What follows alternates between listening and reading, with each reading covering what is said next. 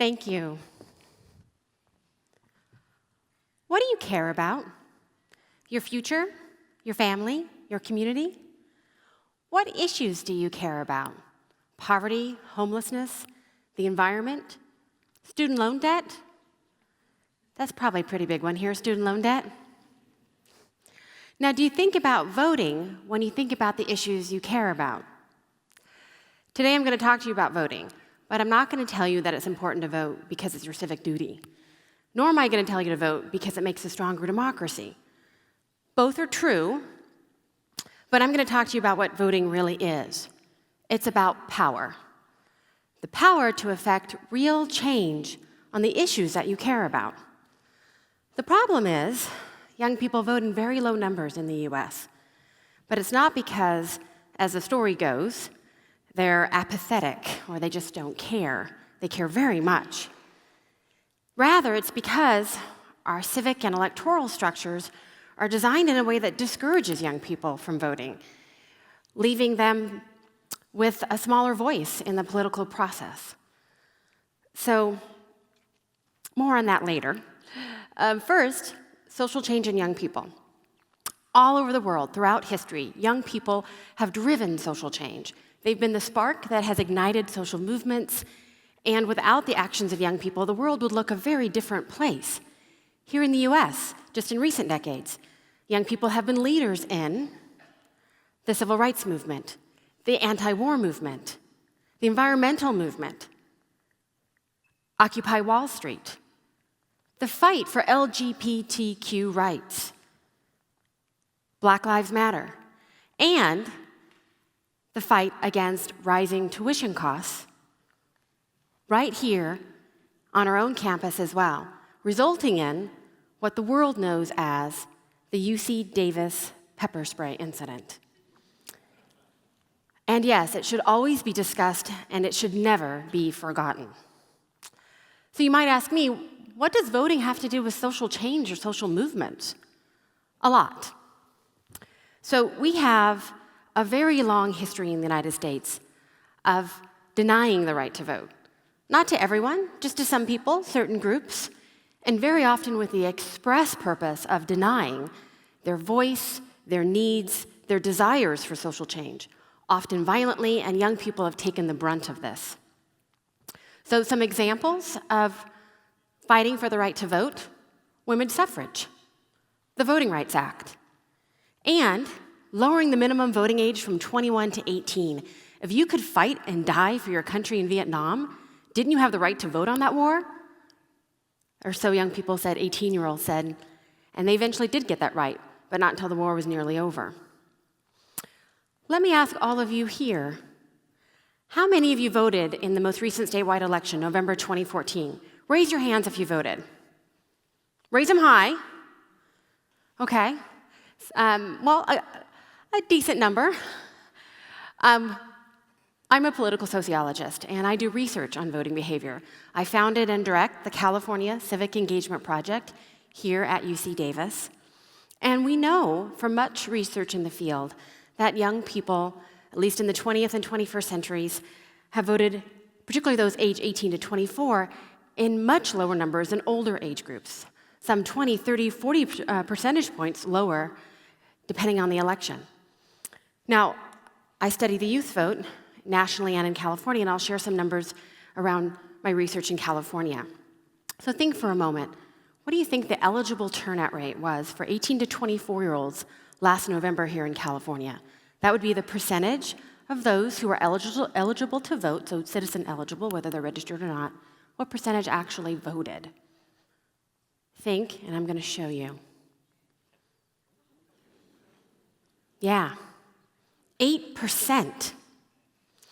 This turnout rate, even lower for youth of color, even lower for youth from low-income backgrounds.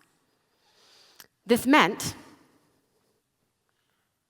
that out of the 3.5 million eligible 18 to 24-year-olds in California, only 285,000 actually voted. So low turnout leaves young people very underrepresented at the ballot box in any election, but this last election in California, that low turnout rate meant that they were 3.9% of all voters. That's all. But they're 14.5% of the eligible voter population. So they're numerically very underrepresented because obviously there's a big gap between those two numbers. So severe underrepresentation for young people at the ballot box has very real consequences for the issues they care about, for policy. Let me ask you, do you hear, whatever your age is, do you hear politicians, candidates, campaigns talking about the issues that young people care about? Probably not so much. Now, this presidential season, we're hearing more about the issues young people care about. But overall, not so much, and certainly if you look at the state level or local races, very, very little. Why is that? It's pretty simple. Politicians know who vote, and they know who don't vote. And the issues of older voters are the issues that dominate our political landscape. Older voters, of course, vote in much larger numbers. Now, of course, there are issues that overlap that across age groups that older and younger voters agree on, but the issues that younger folks tend to prioritize, and certainly the full array or full spectrum of the issues they care about, are not discussed in our political landscape. Here's the kicker. Young people, those aged 18 to 24, are actually more numerous in our population than older voters, older age groups. So if we eliminated disparities in turnout and everybody voted the same across ages, those aged 18 to 24 would actually be a larger share of all voters. So for instance, instead of being that 3.9% that they were in November 2014, and by the way, those aged 65 to 74, that's the age group with the highest turnout rate, they were 12% of the vote, of actual voters. We'd see these flipped, and young people would have been 14.5% of all voters. So you bet that if this had happened and if this were consistent across elections, the issues young people care about, the youth vote period, would be courted, would be aggressively mobilized, right? Gone after, sought after. Now, would it change everything in our political landscape? No, but there would be change.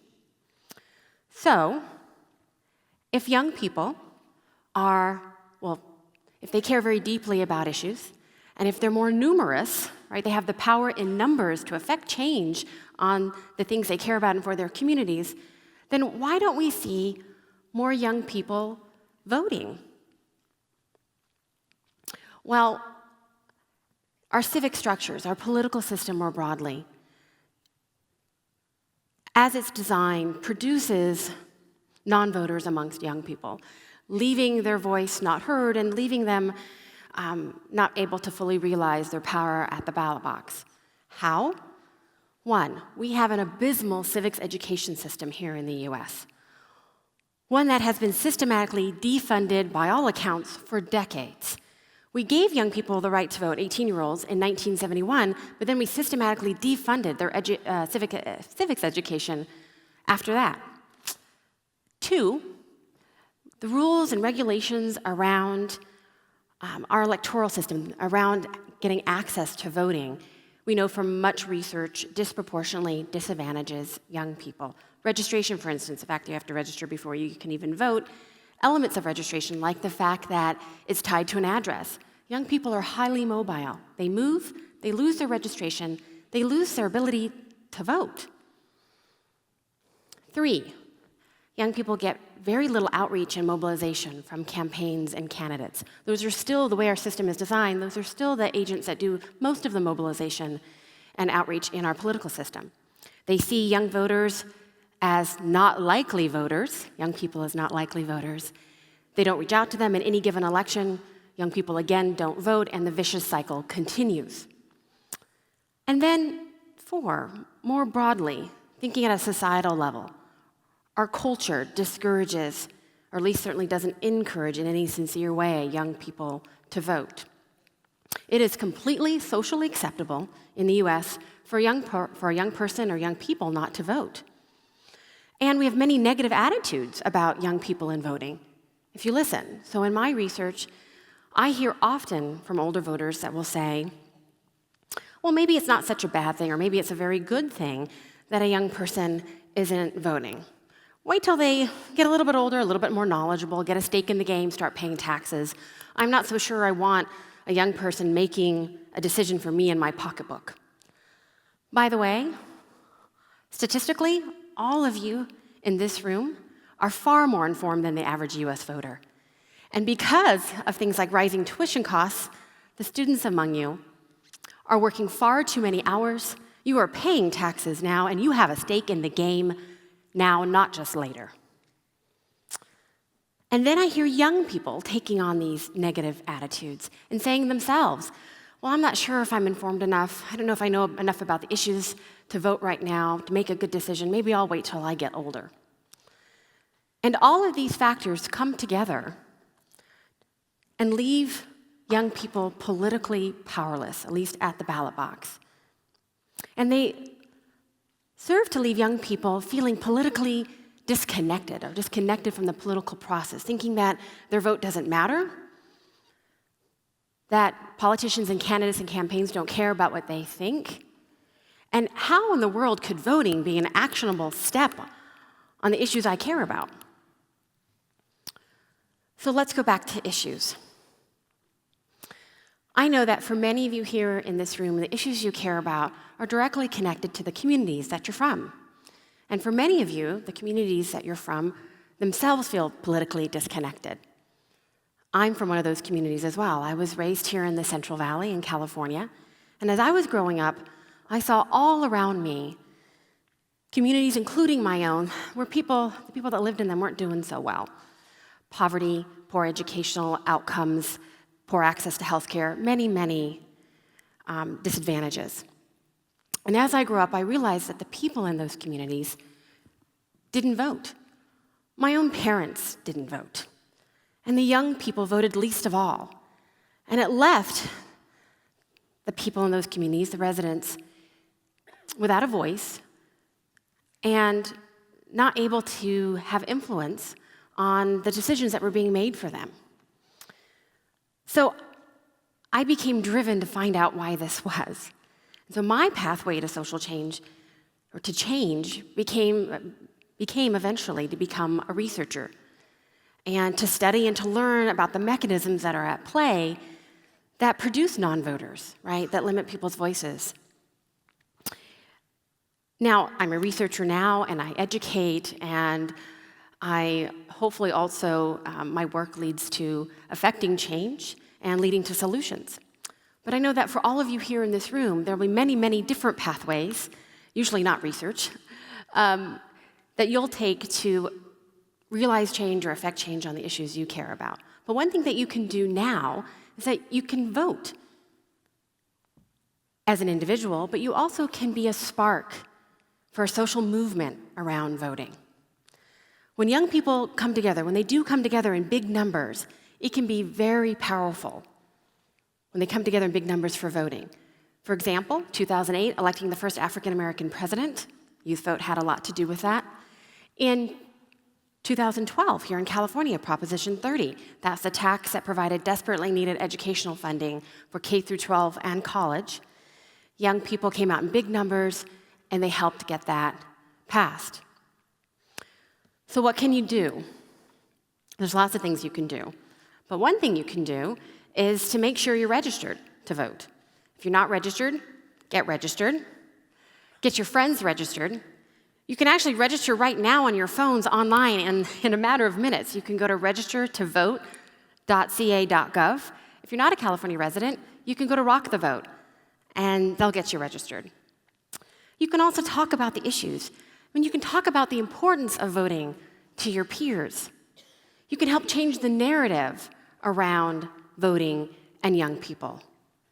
And of course, you can vote, and you should vote, not just in the upcoming elections, but after that, right? Always vote. You can take your peers to the polls. You can take an army of young people to the polls. If you think about it, if each and every one of you here committed to being a spark for social engagement, for political and civic engagement of young people, if you did that in each one of your social networks, so home, friends, family, work, pretty soon it would multiply and become pretty powerful. So don't submit to your vote being taken from you. Realize your power at the ballot box. Be that spark. Thank you.